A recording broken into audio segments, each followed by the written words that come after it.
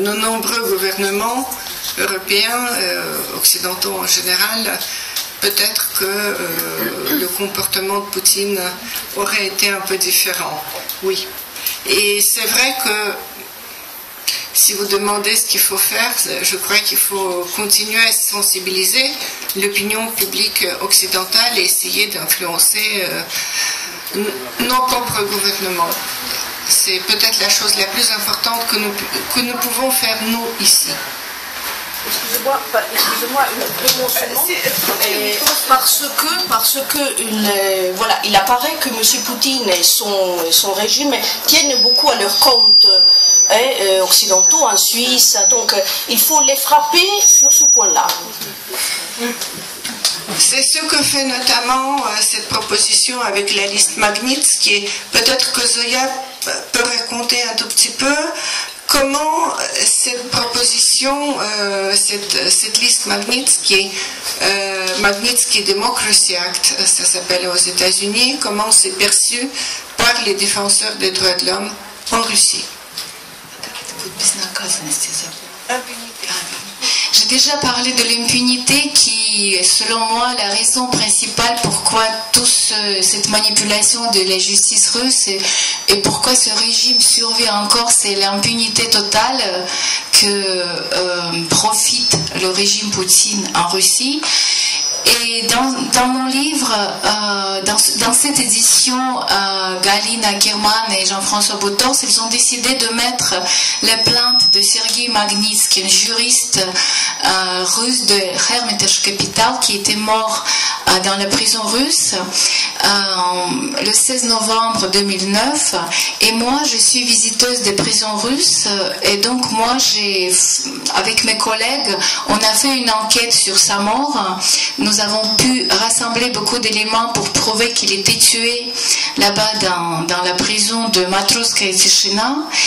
Et ses amis, ses collègues de Sergei Magnitsky, après sa mort, ils ont établi une liste de 60 personnes, dont les personnes haut placées. Il y a là-bas le dirigeant du comité d'investigation en Russie, il y a des juges, il y a les directeurs des bureaux de fisc à Moscou, parce que Magnitsky, il a dévoilé une affaire extraordinaire de la machination financière avec le trésor d'État qui était effectué par les collaborateurs du ministère de l'Intérieur.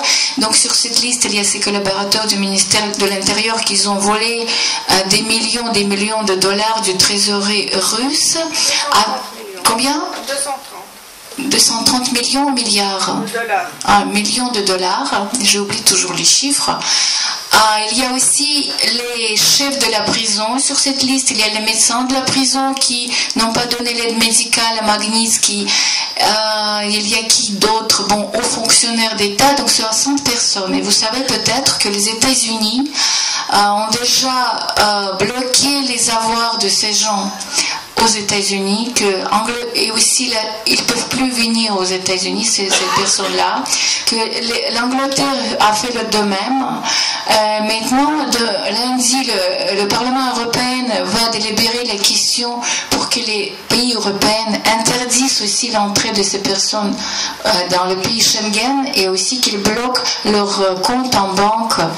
Et c'est la seule chose, selon moi, c'est l'arme secrète, selon moi, qu'on peut utiliser parce que ces gens, partout en Russie, en haut échelon du pouvoir et les gens au plus bas, ils ont peur de ne pas sortir à l'étranger et de ne pas utiliser leur argent et ils ont peur que leurs enfants ne pourront pas faire leurs études.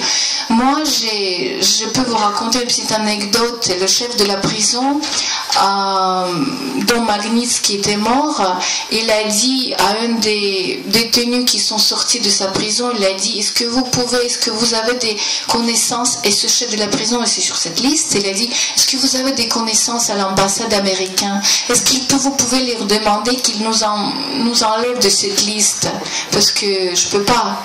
Et moi, personnellement, j'ai parlé avec la médecin de Magnitsky qui m'a téléphoné et qui m'a dit, vous savez, je suis dans la merde, je m'excuse pour mon français, je suis dans la merde parce que moi, je suis sur cette liste et mon fils il vit aux États-Unis parce qu'il a reçu une bourse et je peux plus sortir pour le voir. Est-ce que vous pouvez faire quelque chose pour m'enlever de cette liste? J'ai dit excusez-moi, je ne suis pas auteur de cette liste et si vous voulez, racontez la vérité, comment elle était tuée, pourquoi elle était tuée et qu'est-ce que vous avez fait, qui vous a donné l'ordre de ne pas lui accorder l'aide médicale. Et je pense vraiment ce que vous pouvez faire, vous ici en Occident, je ne sais pas comment, mais dire à votre gouvernement que vous ne voulez pas que les gens, que les voleurs viennent dans votre pays et qui mettent de l'argent sale dans vos banques. Parce que vous savez, au moment quand c'était délibéré au Congrès, au Sénat, aux États-Unis, je sais que Vyacheslav Surkov, qui était à l'époque le vice-président de l'administration présidentielle, qu'il est allé aux États-Unis pour essayer de parler avec des gens de là-bas, de Sénat ou de Congrès, pour demander qu'ils ne soient pas sur cette liste. Parce que cette liste de Magnitsky, ce qui est bien, il peut être élargi. Maintenant, les 60 personnes qui sont liées avec de l'affaire Magnitsky, mais cette liste a une idée, l'idée de cette liste, le prolonger et de mettre toutes les personnes qui violent les droits de l'homme en Russie, violent les droits de l'homme en Tchétchénie. On sait qu'il y a des gens qui élaborent la liste de Khodorkovsky.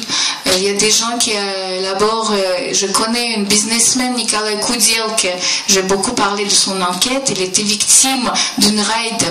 Les miliciens lui ont volé son business, quelques millions de dollars, et il a passé 3 ans en prison. Et maintenant, il a constitué une liste de Nikolai Koudielk où il y a tous les procureurs, les juges d'instruction, les juges, voilà. Donc c'est la seule possibilité de mettre fin à l'impunité qui existe en Russie.